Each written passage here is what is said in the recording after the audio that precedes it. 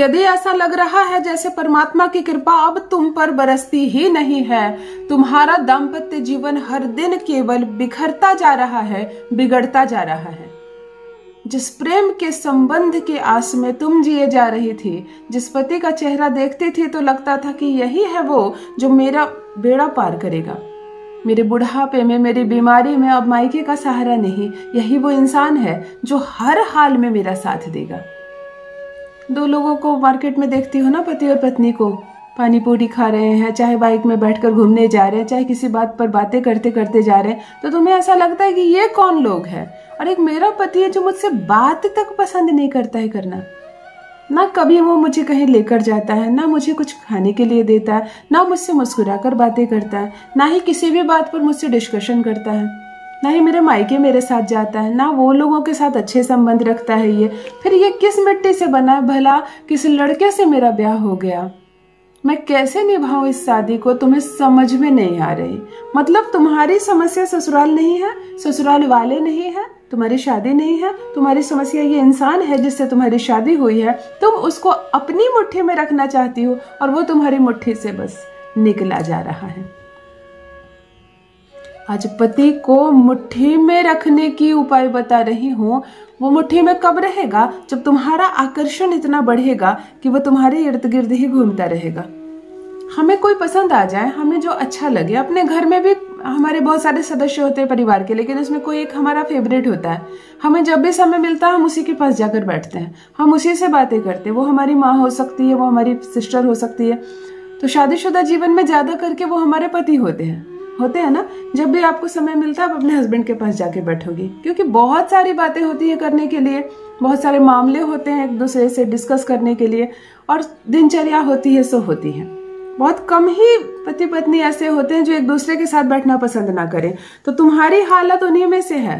तुम्हारा पति तुम्हारे साथ 5 मिनट नहीं बैठना चाहता, तुम्हारे साथ समय नहीं बिताना चाहता, इवन वो तुम्हें देखना नहीं चाहता, तुम्हें सामने से हटने के लिए कहता है। कहीं जाने के लिए कहती हूँ, पैसे हाथ में रख देता है, चली जाओ, मुझे मत बोलो, मैं नहीं जाऊंगा तुम्हारे साथ। तुम्हें अजीब लगता तो मतलब मेरे कहने का ये मतलब है, आज ये वीडियो इसलिए भी बना रही हूँ कि 14-15 मैसेजेस और मेल आए हैं मुझे कि मेरे ससुराल में सब कुछ ठीक है, समृद्ध ससुराल है, मुझे ना खाने की दिक्कत है, ना कपड़े की दिक्कत है, ना किसी भी चीज की। लेकिन मेरा पति मेरा नहीं है, वो मेरी मुट्ठी में नहीं है, उसे मेरी कोई भी बात समझ में ही नहीं आती है और उसकी बातें मुझे समझ में नहीं आती है। ये रिश्ता अब हम दोनों की समझ के बाहर हो रहा है। भला उसके साथ जीवन कैसे निकलेगा जिसके साथ एक दिन निकालना भारी पड़ रहा है? वो दूसरों के साथ अच्छा है, बेहतर है, बेवकूफ नहीं है। ऑफिस में जहाँ जॉब करता है वहाँ बहुत सारी महिला मित्र है उसकी और सबको वो अच्छा लगता है, परंतु वो अच्छा सा रूप वो तुम्हें नहीं दिखाता है। तुम्हारे प्यार में पागल नहीं है, तुम्हारा चेहरा उसको आकर्षित नहीं कर रहा है अपनी ओर, तुम्हारे गुण उसको दिखाई नहीं देते, तुम्हारी मीठी आवाज उसे अच्छी नहीं लगती। तुम कितना कुछ जानती हो, उसको कोई फर्क नहीं पड़ता। किसी की इतनी सी बात देख कर आता है और तुम्हारे सामने उसकी तारीफ करता है। तुम्हें लगता है कि मैं मिल गई हूं इसको और इसको मेरी परवाह नहीं। यदि आपका पति भी आपकी कदर नहीं करता, आपको समझता नहीं, आपसे प्रेम नहीं करता, आपको सम्मान नहीं देता, बस कट रही है, दोनों की किसी तरह कट रही है और पता नहीं आगे कटेगी भी या नहीं। ये रिश्ता आज टूटे कि कल टूटे, उसको कोई फर्क नहीं पड़ता। तुम मायके जा रही हो, कितने दिनों के लिए जा रही हो, आओगी भी वापस या नहीं। तुम्हें लगता है कि इसके अंदर तड़प क्यों नहीं है, तो चलो उसके अंदर तड़प जगाते हैं। तड़प होना बहुत जरूरी है रिश्ते में, तभी तो वो खींचा चलाएगा तुम्हारी ओर और तुम्हें भी खींचेगा अपनी ओर। यहाँ पे वो चुंबकीय शक्ति, वो आकर्षण बल ही नहीं रह गया तुम दोनों के बीच। बस दोनों हो साथ में, देखने में लग रहे हो अच्छा, तुम साड़ी पहनी हो, वो सुंदर कपड़ा पहना है, दूर से बड़े खूबसूरत दोनों लग रहे हो, परंतु तुमको मालूम है कि इस रिलेशनशिप में कुछ भी नहीं है। तो चलो इस रिलेशनशिप में जान डालते हैं, मिठास लाते हैं। जान लीजिए प्रथम मैं कौन हूँ। नमस्कार दोस्तों, मैं हूँ खुशबू सिंह। बहुत स्वागत, बहुत अभिनंदन करती हूँ आप सबका अपने YouTube चैनल ज्योतिष ज्ञान में। कैसे हैं आप और घर में सब कैसे हैं? मेरे कमेंट सेक्शन में जय माता दी, हर हर महादेव अवश्य लिखें, अपनी खैरियत मुझे जरूर बताएं। पढ़ती हूँ हाथ की रेखाएं, पढ़ती हूँ जन्म कुंडली, और आप कुछ ना कहे तो आपका चेहरा भी पढ़ लेती हूँ। करम है, कृपा है ऊपर वाले की, प्रेम है आप सबका। जुड़िए ज्योतिष ज्ञान चैनल से। जो भी नए भाई बहन चैनल पर पहली बार आए हो, मेरे वीडियो को पहली बार देख रहे हो, मुझसे प्रथम बार मिल रहे हो, चैनल को सब्सक्राइब करें, मेरे परिवार का हिस्सा बने। दिल नहीं टूटने दूंगी, एक भी घर नहीं टूटने दूंगी। तलाक के पेपर क्यों ना बना लिया हो उसने, खुद से फाड़ कर फेंकेगा, सब कुछ ठीक होगा। यकीन मानो सब कुछ इतना सुंदर हो जाएगा जितना तुमने कभी सोचा नहीं था। वही पति तड़प उठेगा तुम्हारे लिए जो तुमको देखना नहीं चाहता। जिसको भी अपने प्यार में पागल करना चाहती हो उसके नाम से ये प्रयोग कर सकती हो। अर्थात तुम यदि प्रेमिका हो और अपने प्रेमी को तड़पाना चाहती हो, अपने प्रेम में विवाह करना चाहती हो उसके साथ, उसको अपनी मुट्ठी में रखना चाहती हो, तब भी यह प्रयोग करो। नव विवाहित है कोई महिला, बिल्कुल अभी शादी हुई है और तुमको पति समझ में नहीं आ रहा, तो तुम उसके नाम पर यह प्रयोग कर सकती हो। बहुत साल शादी के हो गए हैं, बहुत साल से तुम मायके में रह रही हो, पति नहीं आता है लेने के लिए, नहीं प्रेम करता है, तो उसके नाम से ये प्रयोग आसानी से कर सकती हो। क्या करना है, ध्यान से सुनो। एक छोटा सा सफेद कागज ले लोगी, किसी डायरी से किसी कॉपी से भी फाड़ कर ले सकती हो। पूर्ण रूप से व्हाइट होना चाहिए, लाइन नहीं होनी चाहिए, रोलिंग नहीं होनी चाहिए।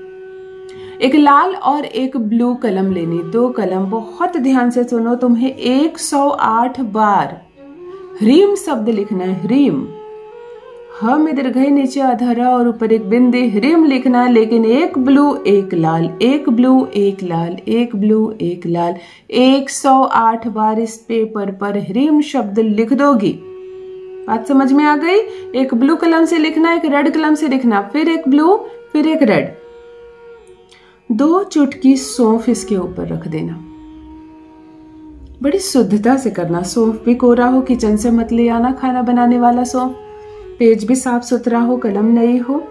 ऐसे चारों तरफ से मोड़कर इस पेपर से खूब सुंदर से एक डिबिया बना लेनी, पुड़िया बना लेनी, सौंफ की पुड़िया, लेकिन ह्रीम शब्द के कागज के अंदर तुमने लिखा।